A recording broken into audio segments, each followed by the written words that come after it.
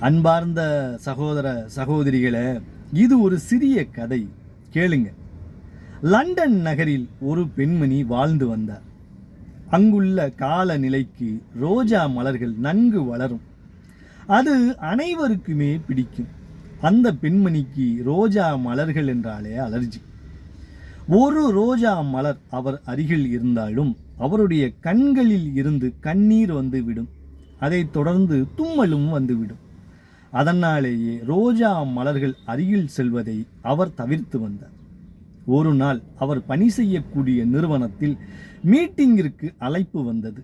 அதில் கலந்து கொள்வதற்காக அவர் சென்றார். மீட்டிங் நடக்கக்கூடிய அறைக்குள் சென்று பார்த்தபோது ஒரே அதிர்ச்சி. அந்த அறை முழுவதும் ரோஜா மலர்களால் அலங்கரிக்கப்பட்டிருந்தது.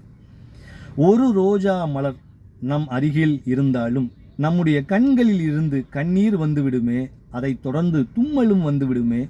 இந்த அறை முழுவதும் ரோஜா மலர்களால் அலங்கரிக்கப்பட்டுள்ளது. இந்த கூட்டத்தை நாம் எவ்வாறு எதிர்கொள்ளப் போகிறோம் என்று எண்ணியவாறே அவருக்கு ஒதுக்கப்பட்டிருந்த அந்த இடத்தில் போய் அவர் அமர்ந்து கொண்டார்.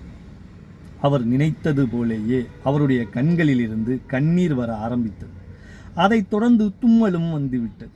தும்மி தும்மியே அவருடைய முகம் சிவந்து போயிருந்தது. அப்போது வரை அந்த மீட்டிங் தொடங்கப்படவே இல்லை. அவருக்கு பின்னால் அமர்ந்திருந்த ஒருவர் அந்த அறையை விட்டு வெளியே செல்லும்போது, இந்த பூக்கள் உண்மையான பூக்களை போன்றே உள்ளது என்று உரத்த குரலில் சொல்லிவிட்டு சென்றார். அதை கேட்ட அந்த பெண்மணிக்கு அப்போதுதான் மனதில் தோன்றியது, இது உண்மையான பூக்கள் அல்ல, காகித பூக்கள் என்று. இந்த காகித பூக்கள் நமக்கு எவ்வாறு அலர்ஜியை ஏற்படுத்த முடியும் என்று எண்ணிய மறுகணமே அவருடைய அலர்ஜிகள் அனைத்தும் மறைந்து போயிருந்தது.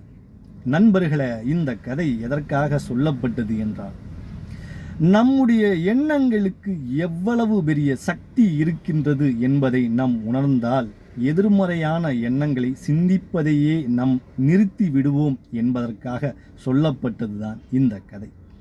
நன்றி.